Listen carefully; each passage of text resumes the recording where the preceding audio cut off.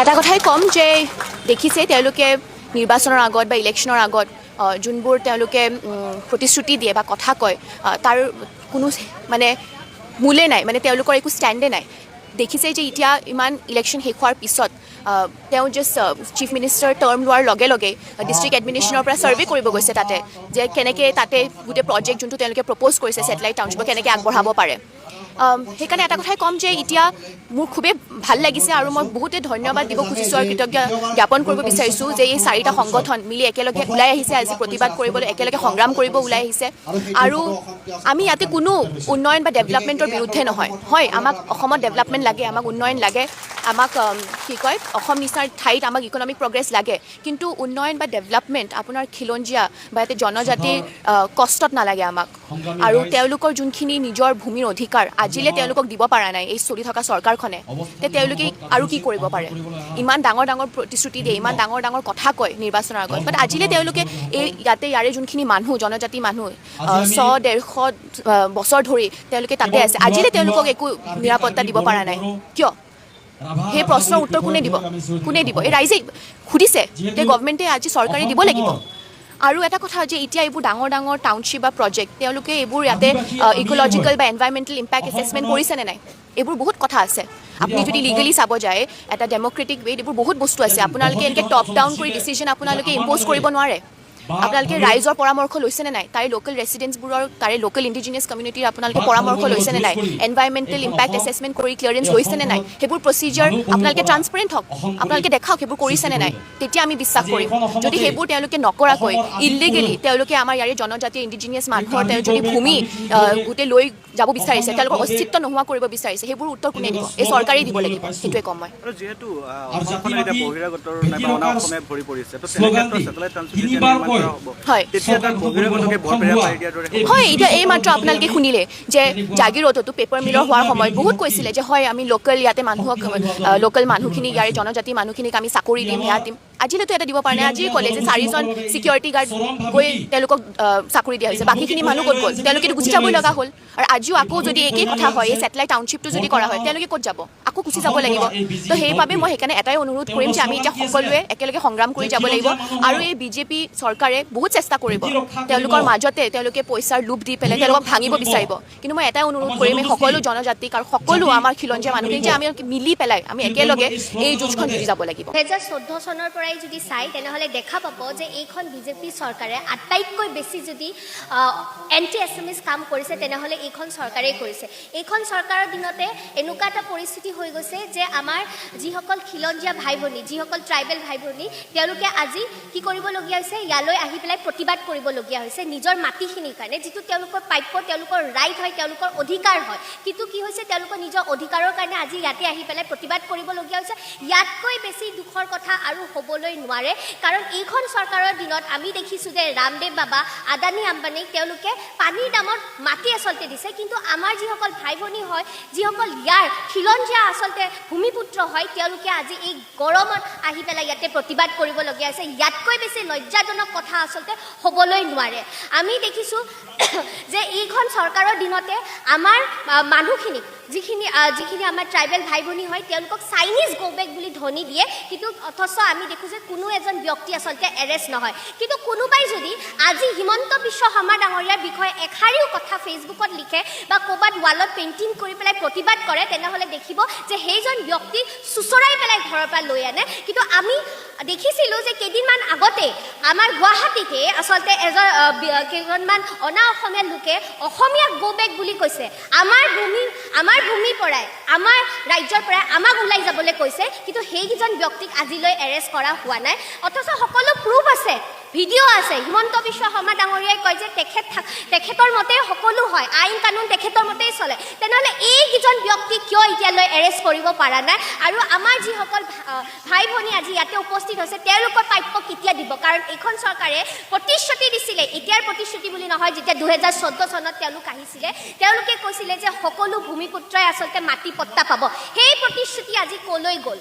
আপোনালোকে যদি প্ৰতিশ্ৰুতি ৰাখিবই নোৱাৰে তেনেহ'লে আপোনালোকে প্ৰতিশ্ৰুতি দিব নালাগে আৰু এই জাতি মাতি ভেটিৰ কথা কৈ তেওঁলোকে 15 বছৰ অসমখন ৰাজত্ব কৰিলে কিন্তু এই 15 বছৰ আটাইতকৈ বেছি যদি তুচ্ছ তাচ্ছিল্য অসমীয়া জাতিটো হৈছে তেনেহ'লে এই 15 বছৰতে হৈছে প্ৰথমতে তেওঁলোকে কাখন আনিলে তাৰপিছত নিজে হিমন্ত বিশ্ব শৰ্মা ডাঙৰীয়াই আমাৰ ষ্টেট এছেম্বলিত জয় বাংলা ধ্বনি দিছিলে লগতে আমি জানো যে বাৰাক ভেলীত দেখিছিলোঁ যে অসমীয়া আখৰৰ ওপৰত আচলতে কলা চেহি সানিছিলে কিন্তু সেই সকল ব্যক্তিক আজিলৈ এৰেষ্ট কৰা দেখা নাই আৰু আগন্তুক দিনতো আমি জানো যে তেওঁলোকে এৰেষ্ট নকৰে তেওঁলোকে কেৱল জাতি মাতি ভেটি শ্লোগানহে দিয়ে কিন্তু সঁচা অৰ্থত তেওঁলোকে কিন্তু জাতি মাতিৰ বিৰুদ্ধে যিমানখিনি কাম কৰিব লাগে সেইখিনি তেওঁলোকে কৰি আছে মধ্য গুৱাহাটী সমষ্টিৰ বিজেপি বিধায়ক বিজয় গুপ্তা ডাঙৰীয়াৰ সমীপেশু আপুনি একো দেখা নাপালেও আপোনাৰ মতে একোৱেই হোৱা নাছিল দেওবাৰ দিনটোত আৰ্যনগৰৰ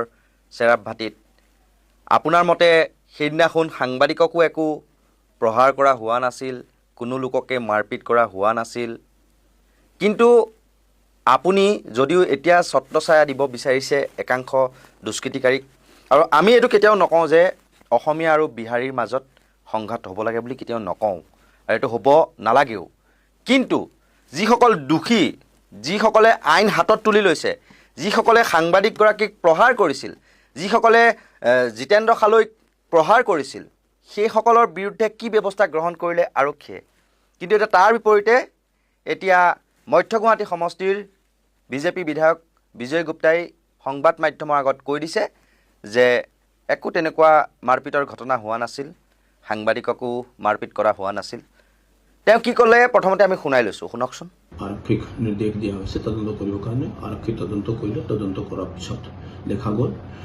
কি তাতে CCTVত দেখাৰ পিছত গম পালে কি এই ধৰণে কোনো প্ৰুফ পোৱা নাই কি কোনে গো বেক অসমীয়া কৈছিল কোনো এৰকম কোনো সূত্ৰ পোৱা নাই এক নম্বৰ কথা দুই নম্বৰ আৰক্ষী তদন্ত যেতিয়া কৰিলে এইটোৱে পালে কি কোনো ব্যক্তিৰ ওপৰত প্ৰহাৰ হোৱা নাই কোনো মাৰপিট হোৱা নাই কোনো সাংবাদিকৰ ওপৰতো কোনো প্ৰহাৰ হোৱা নাই তো যেবিলাক কথাটো ওলাইছিল এইবিলাক কথাটো মিথ্যা প্ৰমাণিত হ'ল নিশ্চয়কৈ শুনা পালে এইগৰাকী হৈছে বিজয় গুপ্তা আৰু তেওঁ একো নাই দেখা একো নাই শুনা একোৱে হোৱা নাই কিন্তু আজি আমি আপোনালোকক কম সেইদিনাখন কি হৈছিল আচলতে পৰিস্থিতিটো জিতেন্দ্ৰ খালৈ নিশ্চয়কৈ জাতীয়তাবাদী ভাৱধাৰা সম্পন্ন এগৰাকী ব্যক্তি তেওঁ নিজৰ জাতিটোৰ হকে বিভিন্ন সময়ত মাত পাতি আহিছে অকলে বা অকলশৰীয়া প্ৰচেষ্টাৰে আৰু বিভিন্ন সময়ত আমি তেওঁৰ পূৰ্বৰ ভিডিঅ' কিছুমান আমি চাইছোঁ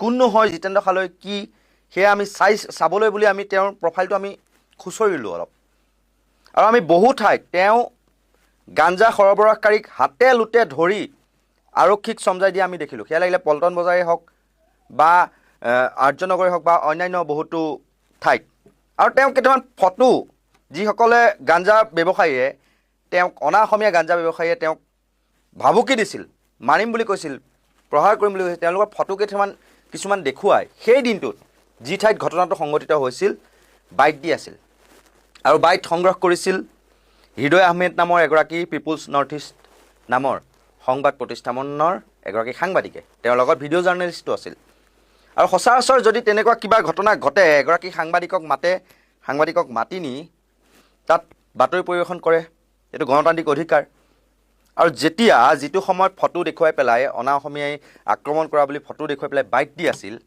সেইটো সময়ত জিতেন্দ্ৰ খালৈ হওক বা সাংবাদিকগৰাকীয়ে হওক এছাম উন্মুক্ত লোক আপোনালোকে নিশ্চয়কৈ ভিজুৱেলবিলাক দেখা পাইছে কি হৈছিল প্ৰকৃততে সেইদিনাখন সামাজিক মাধ্যমত ইতিমধ্যে ভাইৰেল হৈছে প্ৰথমতে তৰ্কাতৰ্কি আঙুলি জোকাৰি দম জয় শ্ৰীৰাম ধ্বনি একাংশই কৈছে অসমীয়া গৌবেক ধ্বনিও দিয়া শুনিবলৈ পাইছে তাত থকা অসমীয়া গৌবেক কৈছে এটি অসমীয়াক লৈ কিনে বেয়া কথা নক'ব দেই অসমীয়া গৌবেক কৈছে কিন্তু অসমীয়া গৌবেক কৈছে কিন্তু অসমীয়া বুলি অসমীয়া গৌবেক কৈছে কিন্তু অসমীয়া গৌবেক কৈছে কিন্তু কৈছে অসমীয়া গৌবেক নহ'ব এইখন নকম হয়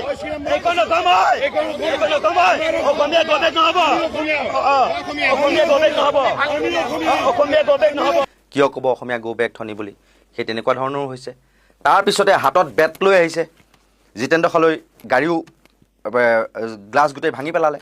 তেওঁ যিখন গাড়ী লৈ গৈছিল, জিতেন্দ্ৰ খালৈক মাৰপিট কৰিলে, বগাই বগাই পিটিলে। সাংবাদিক হৃদয় আহমেদৰ মূৰত ৩-৪টাকৈ চিলাই পৰিছে, চাবি দি খুচিছে বাইকৰ, অচেতন হৈ পৰিছে হৃদয়। তাৰপিছত মাৰোৱাৰী হস্পিটেলত ভৰ্তি কৰাইছে। এটা খবৰ মোৰ ওচৰলৈ আহে যে দিনৰ 12টা বা 12:30টাত এটা প্ৰটেষ্ট আছে চেৰাবাটিত। ইতিমধ্যে জিতেন্দ্ৰ হালৈ নামৰ এগৰাকী ব্যক্তিয়ে মোক কৈছিলে যে এটা মৌন প্ৰতিবাদ আছে। গতিকে মই যিহেতু সাংবাদিক, গতিকে সেই বাতৰিটো সংগ্ৰহ কৰিবলৈ মই গৈছিলোঁ। আৰু তাত গৈ পিনে এই যিটো বাতৰি বা তাত মৌন প্ৰতিবাদ, আন আন সংগঠনৰ সদস্যসকল উপস্থিত আছিল। আৰু মই জিতেন্দ্ৰ হালৈৰ এটা 1-to-1 এটা বাইট লৈ আছিলোঁ। আৰু বাইট লৈ থকা সেই অৱস্থাত যেতিয়া বাইট শেষ হ'ব আৰু তেতিয়া তেখেতে নিজৰ কথাখিনি ৰাখে আৰু মই সাংবাদিক হিচাপে নিজৰ প্ৰশ্নখিনি কৰিছোঁ।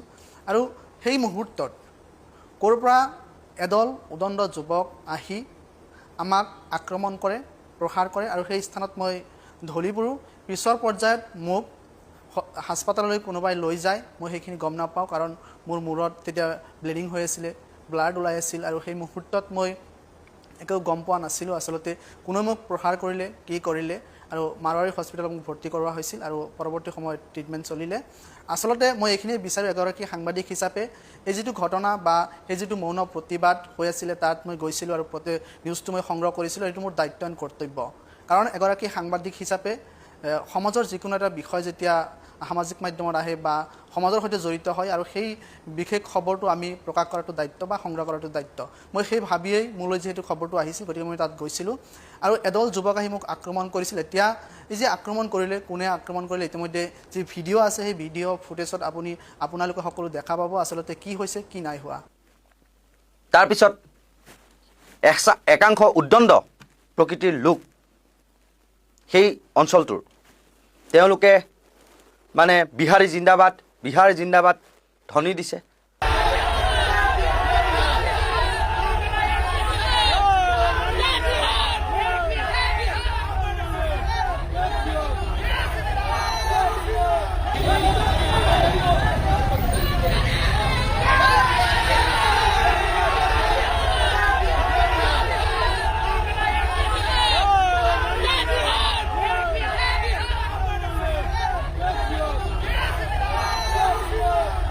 হাতত ক্ৰিকেটৰ বেট লৈ আহিছে, দম দিছে। কিন্তু ঘটনাটো আছিল কি, সেই অঞ্চলটোত অভিযোগ অনুসৰি বিভিন্ন সময়ত যি অবৈধ গাঞ্জা, সেই গাঞ্জাৰ বিক্ৰী কৰে সৰু সৰু পাণ দোকানসমূহতো। আৰু সেই ঠাইত অকলে বা লগত 2-4জন মানুহক লগত লৈ উপস্থিত হৈছিল জিতেন্দ্ৰ খালৈ আৰু তেওঁ বাইট দি আছিল। প্ৰথমতে সেই দৃশ্যটো আপোনালোকে অলপ বুজিবৰ বাবে কি হৈছিল সেই সিকুৱেন্সটো অলপমান চাই লওকচোন। আপোনাক গোটেই অসমৰ ৰাইজে ভাল পায়, কিন্তু আমি এই ড্ৰাগছটোৰ অভিযানত মোক আপুনি সহায় কৰক মামা। এইখিনি ইতিমধ্যে দেখা গৈছে যে সৰু সুৰা যিবোৰ পাণ দোকানী আছে বা সৰু সৰু ব্যৱসায় আৰম্ভ কৰে আৰু সেই দোকানসমূহতে গাঞ্জাত এনেধৰণৰ কিছু যিসমূহ অবৈধভাৱে চলাই আছে। কিন্তু যিহেতু দোকানৰ বইনালৈ একাংশই এনেকুৱা ধৰণৰ ব্যৱসায় চলাই আছে গাঞ্জা, সেইটো কি হৈছে মই এটা এটাকে ধৰি মই প্ৰশাসনক পঠাই দিম। মই এটা এটাকে ধৰি মই ইনফৰমেশ্যন মোৰ তাতে পুলিচতকে বেছি মোৰ তাতে এতিয়া ইনফৰমেশ্যন আছে, পুলিচতকে বেছি আছে মোৰ গোটেই গুৱাহাটীত। মই ধৰিম আৰু ধৰিমেই ধৰিম। আৰক্ষীৰ পৰা কেনেকুৱা আপুনি সহযোগিতা লাভ কৰিছে? নাই পোৱা, সেনেকে সহযোগিতা পোৱা নাই, আৰক্ষীৰ পৰা পোৱা নাই। কৰিলে বোলে আপুনি এনেকে যাব নোৱাৰে, ক'ব নোৱাৰে, মোক ধৰো এনেকুৱা ধৰণৰ কথা কয়। আৰে মই যদি ধৰি কিনে তেওঁলোকক দিওঁ, এইটো সমাজৰ কাৰণে ভাল। তেওঁলোকে গ'লে, পুলিচ গ'লে তেওঁলোকে এলাৰ্ট হৈ পলাব। মই চিভিল ড্ৰেছত যাওঁ, মই সচেতন নাগৰিক হিচাপে এটা ভাল কাম কৰিছো, মোক পুলিচে প্ৰশংসাহে কৰিব লাগে। উল্টা মই কথা শুনো পুলিচত, সেইটো কি হয় আপুনি কওকচোন? মই উল্টা পুলিচৰ কথা শুনো। মই আজি যদি কালি চুলাইমত ধৰি দিছো, সিদিনা ভান ধৰি দিছো, যোৱাকালি মই কছাৰী বস্তিত মই কৈছো, মোক 15 বজাত থানা ওচিয়ে কৈছে যে আপুনি সেনেকে নোৱাৰে। আৰে মই কিয় নোৱাৰিম? মই কৈছো কিয় নোৱাৰিম? মই এজন সচেতন নাগৰিক হিচাপে এই ভানখিনি ধৰি মই থানা গোটাই দিলো হয়। মই সেইটো কি মোৰ অপৰাধ হ'ল নেকি? কিয় নোৱাৰি? সেনেকুৱা কি আইন আছে? কিয় নোৱাৰি? এই মানুহজনে সিদিনা মোক মানে প্ৰায় মাৰিব বাকী। এই মানুহজনে মোক ভালকে দেখাই আছো, এই মানুহজনে মোক প্ৰায় মাৰিব বাকী কৈছে গোটেই খিলঞ্জীয়াৰ গাত লাগিছে। ক'ত সাহস পালে বিহাৰীয়ে এনেকুৱাকে? আৰু যিমান অসাধু ব্যৱসায় হৈ আছে মই যিমান ইনফৰমেশ্যন পাইছো চব বিহাৰী জড়িত, চব বিহাৰী জড়িত। এই হেৰিত মই অকল বিহাৰীৰে ইনফৰমেশ্যন পাই আছো। দাদা ইয়াতে বিহাৰীয়ে ভাং বিক্ৰী কৰে, গাঞ্জা বিক্ৰী কৰে, দাদা আমাৰ ইয়াতে আহক। কিন্তু মই একেলগেতো চব কৰিব নোৱাৰো, কিন্তু মই কৰিম। তাৰ কাৰণে যদি মোৰ যদি শাস্তি হয়, মই শাস্তি একদম আঁকোৱালি ল'ম, কোনো কথা নাই। মই মানে নিজকে সুখী অনুভৱ কৰিম যদি এনেকুৱা ক্ৰাইম কৰি যদি মই জেলত যাব লগা হয়।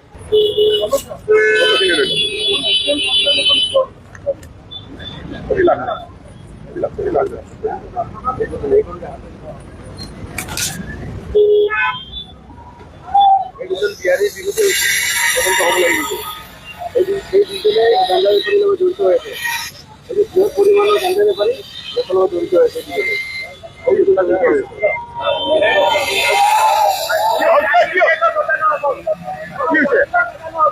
কি হৈছে?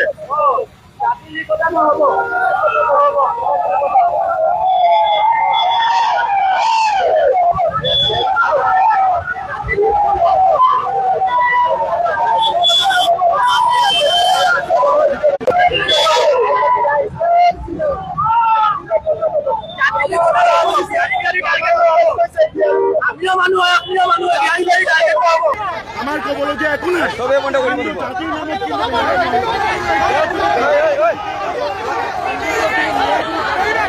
এই অসমীয়া গবেক কৈছে, অসমীয়া গবেক কৈছে দি অসমীয়াক লৈ কিনে বেয়া কথা ক'ব দেই। অসমীয়া গবেক কৈছে কিন্তু অসমীয়া গবেক কৈছে কিন্তু অসমীয়া বুলি অসমীয়া গবেক কৈছে কিন্তু অসমীয়া গবেক কৈছে কিন্তু ইয়াৰ কৈছে অসমীয়া গবেক নহ'ব। এইখন নকম হয়, এইখন নকম হয়, এইখন নকম হয়। অসমীয়া গবেক নহ'ব, অসমীয়া গবেক নহ'ব, অসমীয়া গবেক নহ'ব, অসমীয়া গবেক নহ'ব।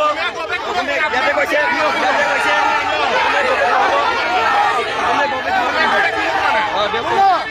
আমিও বিহাৰী, কিন্তু আমি আৰু জন্ম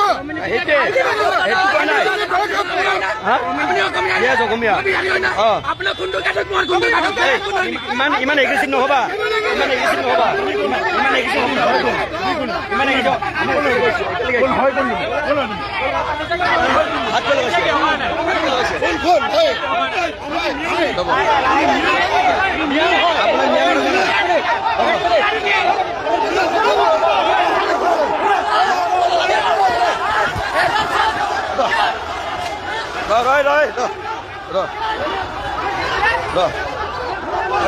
ৰ'ব দেই।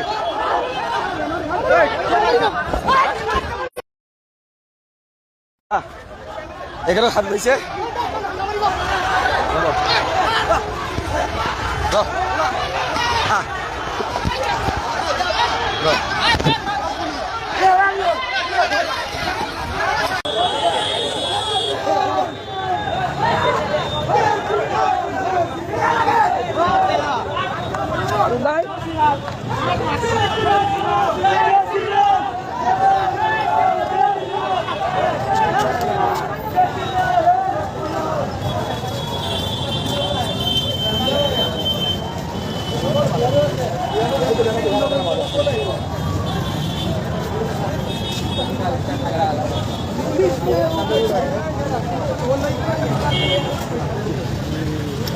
এতিয়া এইগৰাকী জিতেন্দ্ৰ খালৈক আৰক্ষীয়ে সেই ঠাইত ধন দাবী কৰা বুলি অভিযোগ তুলিছে।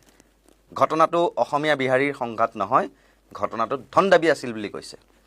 আৰু ধন দাবী কৰা বুলি ডিচিপি বলিন দেউৰীয়ে তেওঁক মানে কৈছে। আৰু থানাত গোচৰ আছে, ভৰলু থানাত গোচৰ আছে বুলিও কৈছে। কিন্তু এই সন্দৰ্ভত আকৌ মুখ খুলিছে জিতেন্দ্ৰ খালৈয়ে যে প্ৰমাণ কৰি দিয়ক তেওঁক কেতিয়া গ্ৰেপ্তাৰ কৰা হৈছিল, তেওঁৰ বিৰুদ্ধে ধন দাবী কি গোচৰ আছে বা সেই গোচৰত কেতিয়া গ্ৰেপ্তাৰ কৰিছিল বা পুলিচৰ লকাপতে আজিলৈকে থাকি পাইছিল নেকি, সেই বিষয়ে প্ৰমাণ কৰি দিবলৈ তেওঁ ৰাজহুৱাকৈ আজি প্ৰত্যাহ্বান জনাইছে ডিচিপি গৰাকীক। শুনকচোন তেওঁ কি কৈছিল। মই কৈছো গেৰাণ্টি জিতেন্দ্ৰ চালৈ আজিলৈ লকাপত থাকি পোৱা নাই। যদি সেনেকুৱা মই কৰিছো ৰাজহুৱাকে আপোনালোকে তথ্য দিয়ক, প্ৰমাণ কৰক, অসমবাসীক দেখাই দিয়ক জিতেন্দ্ৰ চালৈ যে জেল খাইছিলে, অসমবাসীক দেখুৱাই দিয়ক। আৰু যদি মই এতিয়া গম পাইছো মোক কিবা কিবি ধাৰা লগাই মোক মানে লকাপত সোমাব, এইটো একদম 100% মই বহুতৰ ফালৰ পৰা মই খবৰ পাইছো। কিন্তু মই 100 গেৰাণ্টি দিছো অসমবাসী ৰাইজ, মই কিন্তু যদি মোক বিচাৰ কেছত মোক জেল সোমোৱাই মই কিন্তু আত্মআহুতি দিম। মই এইখন অসমত মই বাচি নাথাকো। সত্য পথত চলা মানুহ শত্ৰু থাকে, সত্য চলা মানুহ শত্ৰু থাকে। মোৰ ওপৰত যিখিনি মানুহ কেছ দিছিলে আছিলে কেছ, কিন্তু সেই কেছ কোৰ্টে কোনো প্ৰমাণ নাই, মোক সেইটো কেছত মোক ৰিলিজ দি দিছে। তে মই আকৌ কৈছো, এই যিটো ভাইৰেল হৈছে মোৰ এগেইনষ্টে ধন দাবী আৰু মই জেল খোৱা, সেই প্ৰমাণটো যাতে ৰাজহুৱা কৰি অসমবাসীক দেখুৱাওক। মোৰ খুব দুখ লাগিছে, সিদিনা চেৰাপাতিৰ ঘটনা নহয়, মই কিন্তু সেই ঘটনাৰ বিষয়ে মই এতিয়া একো নকওঁ। যোৱাকালি মোৰ ওপৰত এটা এলিগেশ্যন ওলাইছে যে মই ধন দাবী কেছত মই জড়িত আৰু মই জেল খাটিছোঁ। এইটো DCP ছাৰে কৈছে, আমাৰ DCP ৱেষ্ট ছাৰে কৈছে, কিন্তু তেখেতৰ প্ৰতি মোৰ এতিয়াও ভাল ভাৱ আছে। তেখেতে মোক সিদিনা থানাৰ পৰা ইমান ধুনীয়াকৈ বুজাই মোক আহিব দিলে। মই কৈছোঁ, ছাৰ আপোনাৰ মোৰ নম্বৰটো ল'ম, মোৰ ড্ৰাগছৰ আৰু ভাঙৰ বহুত ইনফৰমেশ্যন আছে, আপোনাক ডাইৰেক্ট ফোন কৰিম। ইমান মোক ধুনীয়া ব্যৱহাৰ কৰিছে, মই মানে নথৈ আনন্দিত আৰু তেওঁৰ প্ৰতি মোৰ সন্মান আছে। তেওঁ যিখিনি কথা কালি সামাজিক মাধ্যমত মোৰ বিষয়ে অপপ্ৰচাৰ চলিল যে মই ধন দাবী, মই কেছত জড়িত, মই জেল খাইছোঁ, মই কৈছোঁ গেৰাণ্টি জিতেন্দ্ৰ চালৈ আজিলৈ লকআপত থাকি পোৱা নাই। যদি সেনেকুৱা মই কৰিছোঁ, ৰাজহুৱাকে আপোনালোকে তথ্য দিয়ক। এতিয়া যিগৰাকী সাংবাদিকৰ মূৰত ৩-৪টাকৈ চিলাই পৰিল, ভিডিঅ' ফুটেজ আছে প্ৰহাৰ কৰি থকাৰ, হাতে হাতে বেট লৈ পেলাই, অস্ত্ৰ লৈ পেলাই তেওঁলোকে অসমীয়াৰ ওপৰত জঁপিয়াই পৰা ঘটনা, সেইবিলাক গোটেই ভিজুৱেল পোহৰলৈ আহিল। তাৰপিছতো কাক গ্ৰেপ্তাৰ কৰা হ'ল, কেইজনক গ্ৰেপ্তাৰ কৰা হ'ল। তাৰ বিপৰীতে এতিয়া অভিযোগ উত্থাপিত হৈছে যে জিতেন্দ্ৰ খালৈকে বিভিন্ন ভুৱা গোচৰত মানে গ্ৰেপ্তাৰ কৰা হ'ব। এয়ে আজি অসমীয়াৰ অস্তিত্ব অসমত। আজি কাৰ্বি আংলঙত কাৰ্বি চাইনিজ গো বেক ধ্বনি দিলে, গোচৰ ৰুজু হ'ল 4জন লোকৰ বিৰুদ্ধে, বিহাৰী সম্প্ৰদায়ৰ। কেইজনক গ্ৰেপ্তাৰ কৰিলে, কেইজনক শাস্তি বিহিলে, কেইজনৰ বিৰুদ্ধে দুটা সম্প্ৰদায়ৰ মাজত কাজিয়া লগোৱাৰ অভিযোগত তেওঁলোকৰ বিৰুদ্ধে ৰাষ্ট্ৰদ্ৰোহৰ গোচৰ ৰুজু হ'ল। একোটো নহ'ল।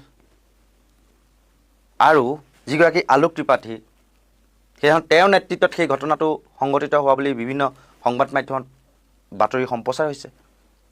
সেই আলোক ত্ৰিপাঠীৰ বিৰুদ্ধে কি ব্যৱস্থা ল'লে? নে তেওঁ বিজেপিৰ যুৱ মৰ্চাৰ মানে কোষাধ্যক্ষৰ দায়িত্বত থকাৰ বাবে তেওঁ হাত সাৰি যাব? নে তেওঁ অসম কাবাডী সন্থাৰ সম্পাদকৰ পদত থকাৰ বাবে তেওঁ হাত সাৰি যাব? আৰু তেওঁ বিজেপিৰ হোৱাৰ বাবে এতিয়া ৰাজ্যিক বিজেপিৰ সভাপতি দিলীপ শইকীয়াই মানে যুঁজখন অসমীয়া বিহাৰীৰ নকৰিবলৈ আহ্বান জনাইছে আৰু লগতে কৈছে যে মিয়াই তেতিয়া বোলে চল পাব। হাৰে, ইয়াত অসমীয়া বিহাৰীৰ যুঁজ মিয়াই চল পাব, কি কথা আছে? প্ৰকৃতাৰ্থত দোষী কোন? ভিডিঅ' ফুটেজ চাওক আপোনালোকে, চাই পেলাই আপোনালোকে গ্ৰেপ্তাৰ কৰক। সাংবাদিকজনে কি মূৰত নিজে খুচি ল'লে নেকি? তেওঁক কোনে প্ৰহাৰ কৰিছে? বিভিন্ন মোবাইল ফোনৰ কেমেৰাত যিবিলাক ভিজুৱেল, সেইবিলাক বিয়পি ফুৰিছে সামাজিক মাধ্যমত। সেইবিলাক চালে দেখোন আপোনালোকে গম পাব প্ৰকৃতাৰ্থত সেইদিনাখন হৈছিল কি। সেইটো কিবা ব্যৱস্থা ল'লেনে?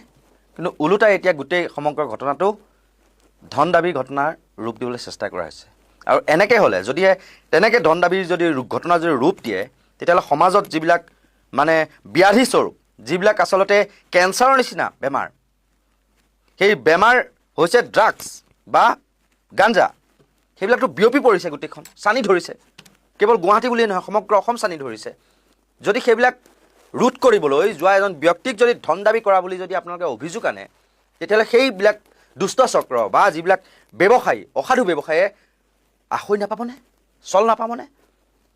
আপোনালোকেতো সেই ঘটনাটোৰ সূত্ৰপাত কেনেকৈ হ'ল, কাৰ ছত্ৰছায়াত সেই তেনেকুৱা ধৰণৰ ঘটনাবোৰ হৈ আছে, কিহৰ বাবে ভাঙৰ বিৰুদ্ধে বা গাঞ্জাৰ বিৰুদ্ধে মাত মতাৰ কাৰণে তেওঁলোকে গা জ্বলি পুৰি গ'ল। সেই অঞ্চলটোৰ লোকসকলৰ এচাম যুৱ প্ৰজন্মৰ কিহৰ কাৰণে গা জ্বলি পুৰি গ'ল? তেওঁলোকৰ ব্যৱসায়িক যি মুনাফা লুটি আহিছিল, সেই পথ বন্ধ হোৱাৰ উপক্ৰম হোৱাৰ বাবেই তেওঁলোকে এনেদৰে জিতেন্দ্ৰ খালৈ বা সাংবাদিকৰ ওপৰত প্ৰহাৰ বা আক্ৰমণৰ লক্ষ্য কৰি ল'লে নেকি? এইবিলাক প্ৰশ্নৰ উত্তৰ কোনে দিব? এতিয়া সমাজৰ হকে মাত মতা, সমাজৰ যিবিলাক ব্যাধি, সেয়া নাইকিয়া কৰিবৰ বাবে মাত মতা ব্যক্তি এজনক যদি ধন দাবীৰ গোচৰত যদি এনেদৰে যদি মানে ফচুৱা বুলি কৈছোঁ মই, বা তেওঁৰ ওপৰত যদি মিছা অভিযোগ যদি আনে, এই সমাজৰ ব্যাধিবিলাক বৃদ্ধি পাব নে কমিব? আজি আপোনালোকে এটা কথা একদম সূক্ষ্মকৈ চিন্তা কৰকচোন। কাৰ গাত লাগে যেতিয়া কাৰোবাৰ মানে সান্দহ খোৱা বালি তল যায়। সান্দহ খোৱা বালি তল যাবলৈ ধৰোঁতেহে গাত লাগিব। আজি বিজেপিৰ নেতাসকলৰ ৰঙা তিলকধাৰী তেওঁলোকৰ জিতেন্দ্ৰ খালৈৰ ওপৰত কিহৰ কাৰণে ইমান হেৰি মানে আখেজ বা শত্ৰুত জ্ঞান কিয় কৰিলে বা সাংবাদিকজনক কিয় আক্ৰমণৰ লক্ষ্য কৰি ল'লে? সাংবাদিকজনে সমাজত হৈ থকা অনিয়ম বেভিচাৰ সেইবিলাকৰ বিৰুদ্ধে বাতৰি কৰিবলৈ গৈছিল। গতিকে আপোনালোকে চাওক টাৰ্গেটত কোন হ'ল? যি সমাজৰ বেভিচাৰ বা যিবিলাক নিচাযুক্ত দ্ৰব্য তাৰ বিৰুদ্ধে মাত মাতিছিল তেওঁ আক্ৰমণৰ লক্ষ্য কৰি ল'লে। আৰু সাংবাদিক যিগৰাকীয়ে ভাঙৰ বিৰুদ্ধে নিউজ কৰিব গৈছিল, নিচাযুক্ত দ্ৰব্যৰ বিৰুদ্ধে নিউজ কৰিব গৈছিল, তেওঁক আক্ৰমণৰ লক্ষ্য কৰি ল'লে। কিহৰ কাৰণে? কাৰণ সেই অঞ্চলটোত সেই যি নিষিদ্ধ ব্যৱসায় সেয়া হয়তো ভালদৰে শিপাই গৈছে আৰু যিসকল আক্ৰমণকাৰী আছিল সেইসকলো সেই ব্যৱসায়ৰ লগত নিশ্চয়কৈ জড়িত থাকিব পাৰে। সেয়াও নোহোৱা নহয়। আপোনালোকে এবাৰ কথাটো ভাবক। সেইকাৰণে তেওঁলোকৰ গাত লাগিল। এনেই জানো গাত লাগিব কওক? বাইটিত থকা মানুহ এজনক এই গাঞ্জা ব্যৱসায়ীৰ ফটো দেখুৱাই বাইট দি থকা মানুহ এজনক একাংশ উন্মুক্ত লোকে এনেকৈ আহি পেলাই আক্ৰমণ কৰাৰ আঁৰত কি থাকিব পাৰে? তেন্তে গোটেই বস্তুটো লাইভ হৈ আছিল জিতেন্দ্ৰ খালৈ কেমেৰাত। তেতিয়া আপোনাক ভাবক। আৰু এইবিলাক ঘটনা এইবিলাক ভিডিঅ' ফুটেজ পোহৰলৈ হোৱাৰ পাছতো মধ্য গুৱাহাটীবাসীৰ একেবাৰে মৰমৰ বিধায়ক বিজয় গুপ্তাজীয়ে কৈছে যে একোৱে হোৱা নাছিল, সাংবাদিককো প্ৰহাৰ কৰা হোৱা নাছিল বোলে। আকৌ শুনকচোন তেওঁৰ মন্তব্যটো। আৰক্ষীক নিৰ্দেশ দিয়া হৈছে তদন্ত কৰিবৰ কাৰণে। আৰক্ষী তদন্ত কৰিলে, তদন্ত কৰাৰ পিছত দেখা গ'ল কি তাতে CCTVত দেখাৰ পিছত গম পালে কি এই ধৰণে কোনো প্ৰুফ পোৱা নাই কি কোনে গো বেক অসমীয়া কৈছিল, কোনো এৰকম কোনো পত্ৰ পোৱা নাই। 1 নম্বৰ কথা। 2 নম্বৰ, আৰক্ষী তদন্ত যেতিয়া কৰিলে সেইটোৱে পালে কি কোনো ব্যক্তিৰ ওপৰত প্ৰহাৰ হোৱা নাই, কোনো মাৰপিট হোৱা নাই, কোনো সাংবাদিকৰ ওপৰতো কোনো প্ৰহাৰ হোৱা নাই। তো যিবিলাক কথাটো ওলাইছিল এইবিলাক কথাটো মিথ্যা প্ৰমাণিত হ'ল। এটেনশ্যন বিজয় গুপ্তা ডাঙৰীয়া, আপুনি এইবাৰ প্ৰথম হয়তো বিধানসভাৰ মজিয়া গচকিছে।